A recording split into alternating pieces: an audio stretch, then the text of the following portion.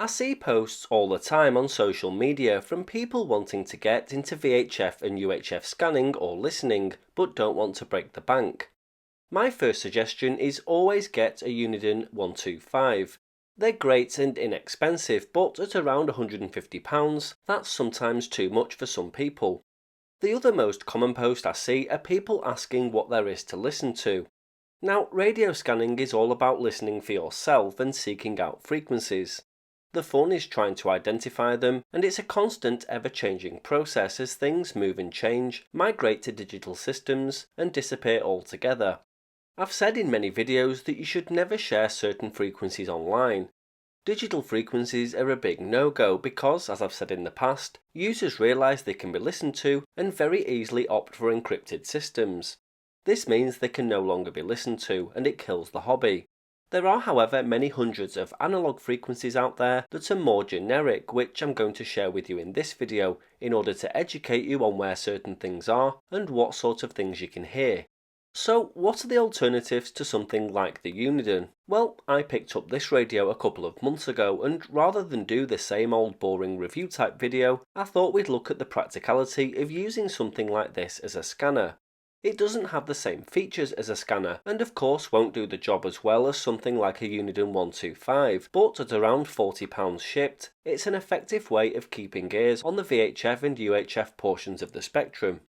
This is the Enisecu UV-A37, and you've probably seen a few incarnations of this, such as the TalkPod A36, which I've covered on the channel in the past. It's a dual-band transceiver, so it transmits, and it receives airband really well. I went for the clear version of the TalkPod, but for the Enisecu I chose this striking green colour. This isn't a review as such, so let's look at the top line features. It has USB-C charging, which is becoming quite common now, and this means you don't need to lug around a desktop charger, although one is supplied. It stores 256 channels, less than a scanner, but I'll explain shortly why this isn't necessarily a problem.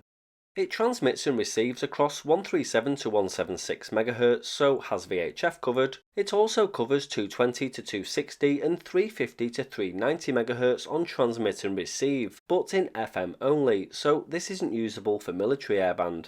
It also transmits and receives on 400 to 520 MHz, so has UHF covered, and does civil airband on receive as well as the FM broadcast band. It's fully computer programmable and has a nicely styled display and is easy to use. So how does this compare to a scanner like the Uniden? I took what I think are the most important qualities and compared them. First is charging, batteries and battery life. The Uniden has an ancient USB mini charging port, and the Enisecu has USB-C. The Uniden uses two rechargeable NiCad batteries, which in my experience don't last that long, usually around 4 hours. If you want to use this for a full day at something like an air show, then you need power banks or additional batteries. This is one of the main gripes with the 125. The Enisecu will last around 12 hours on receive, especially if you turn the backlight off. Looking at channels and scan speed next, the Uniden has 500 channels and the Enisecu has 256. Now, one big advantage is that the scanner will cycle through 9 channels per second on scan, which is impressive, whereas the Enisecu will only do around 3 or 4 at my best estimate, so 256 channels at that speed is acceptable.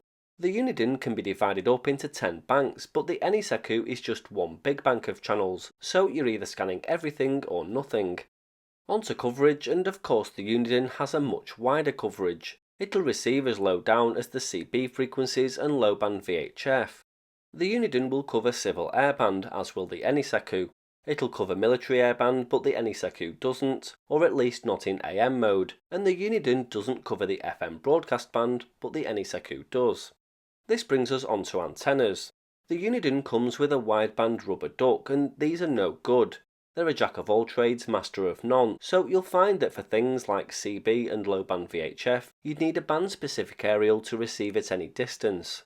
This is pretty much the case everywhere. You need aerials with coverage on the particular bands you want to listen to for the radio to be its most effective.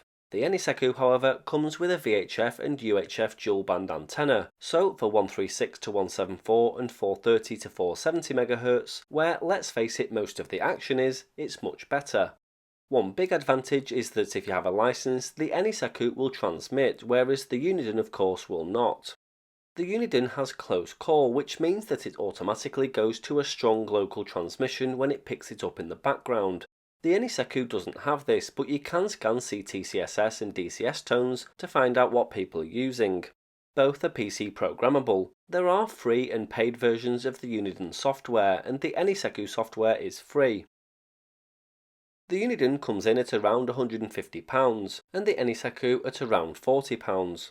The huge price difference, of course, defines what sort of features and functionality you get out of each radio, but I think for £40 the Eniseku is a good introduction to radio scanning, albeit at a much slower rate. So I hope that answered the queries and questions some of you may have had over choosing a budget radio over a scanner or vice versa. Now I'll give you some pointers towards the most active portions of the spectrum, where you're likely to find activity using a cheap dual bander. I must point out that these frequencies are all commonly known and published analog frequencies as opposed to specific DMR frequencies which when shared damage the hobby. I got a bit of flack on my Fireground video for sharing the frequencies when in fact there's dozens of PDFs freely available on the internet that are published by Fire Services which detail the DMR and analog frequencies. So in no particular order, let's go. Baofeng radios have become the mass-produced staple of cheap two-way radio comms in recent years, and they're often bought by people who use them without programming them first. This is the set of common test frequencies that come programmed in a Baofeng, and they can be a hotbed of activities from shops and businesses, security and friends keeping in touch. What did you say? Go by the garage? Right, we've got to find two now. Terminal 1. Terminal 1. Come back on yourself. Yeah. Better not fuck about too much down here. There's fucking coffers everywhere. Just go past the garage and keep on going over. Right on. Terminal 1 to the left then. Drop off and pick up. Terminal 1. Keeping within this sort of theme, GMRS and FRS channels are growing in popularity in the UK too. You often hear similar activity to the Baofeng channels from unsuspecting people who have just bought radios online from China or the US and started using them without knowing they're operating illegally.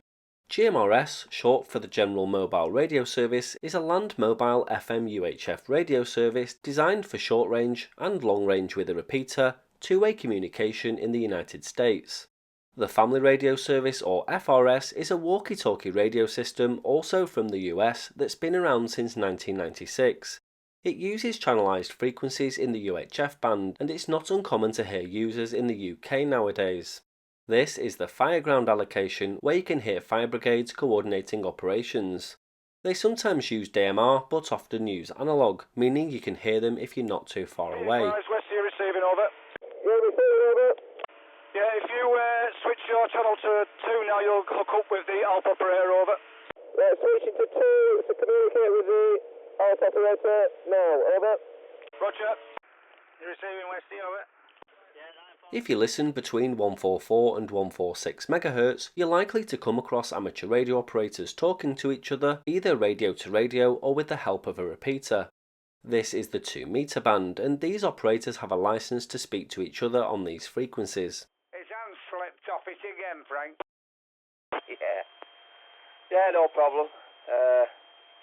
Well, he's it must be nobody else to listen to, must he, if he's on here. So, no problem. Yeah, okay, John. Yeah, I haven't heard any VKs, but the ZL, he was quite strong with me. Well, quite strong on 20 metres. But other than that, I haven't heard anything else. But I was a bit late getting on this morning. But yeah, anyway, how's things with you, John? 430 to 440 MHz is another amateur band that's more commonly used for repeaters nowadays, but there's pretty much constant activity and always something to listen to. 156 to 162 MHz is the marine band, and although most of the action can be found closer to the coast, safety information broadcasts can be heard quite a way inland.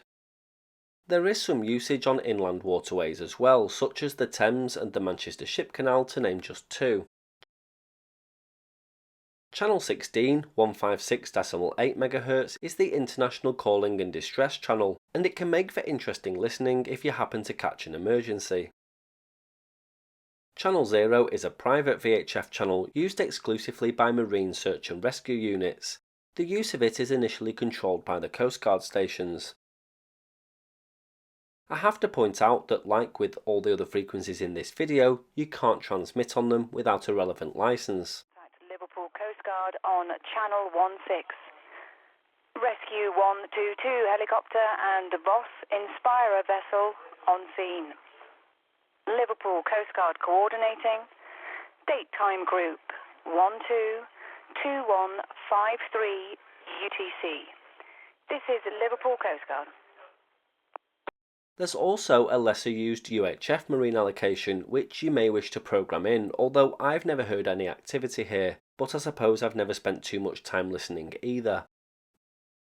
Next is PMR 446, a license-free band used by security in businesses and people just generally having a chinwag. There's a net on here on Sunday evenings from 8 PM in most areas of the UK, so it's always worth tuning in. I used to always speak to him on CB. He used to use a NATO 2000 for a long time with, I can't remember what mic it had. That had a weird mic on it. It might have been it was a Turner Plus 3B I think he used to use on one of them, and that had surprisingly good audio. He used it for a long time. Way before anybody started doing HF and stuff, this was when we all used to have Madisons and Jumbos and President Lincolns and whatnot. Yeah, they're a good radio, them Turners. I've got Leeson here, the old Leeson. They were a good microphone for CB and all. But there's that many. I've got a Peewee here, I think. Polycon is a less commonly heard system these days, but this is the internal headset communication system for rescue helicopters, and can make for interesting listening if you're lucky enough to catch them. Next we have the common simple site frequencies. This is a set of mobile and portable allocations used by people hiring radio systems for businesses or events. They're extremely busy, and the nature of their allocation mean that users are constantly coming and going. It allows the use of a base station and portables and mobile units within a small geographical area, typically less than 1 kilometre. Then we have the UK Simple Light frequencies. This license allows the use of portables or mobile units, but no base units anywhere in the UK. You'll hear all kinds of users on here, from security to crane operators and shops to private surveillance. Yeah, Roger, is he in the vehicle, do you know? Yeah, he was still in it when I went past. Anywhere at all you can get eyes on to see if he gets out. Only if I go for a walk. Somewhere where we can go for a walk and have a look. Yeah, there's some sort of pathway with, like the green council fences that looks like it could be a park right in front of where he is. Roger, I'll walk on road now. Yeah, Roger, I'm further up, about halfway between him and the end of the road. There is then. You've got eyes on? Negative, I'd have to come round that bend, and I can't really park anywhere without him seeing me. Just pass Bravo 1's location and down one of them streets. Those things that look like streets are actually driveways on literally where the road bends from your direction, where it bends to the left. I'm just there. And finally, there's the supplier's light allocation. This allows radio suppliers such as rental companies to allow clients to use radios back to back without a repeater anywhere in the UK without the need for their own license. Users here include security, construction, hospitality, hire companies and everything in between. Another interesting allocation is television companies and program making and special events, the frequencies for which are in this video, which I'll link below to save running through it all again. Here you'll find things like TV studios, talkback, gallery comms and outside broadcasts. And don't forget, this radio will scan the whole of the civil air band as well, so if planes are your thing, it's a great option. So I hope this gives you a real insight into the pros and cons of using a cheap dual bander over a scanner as a scanner, and also an idea of what sorts of things you can pick up on these inexpensive, almost throwaway radios.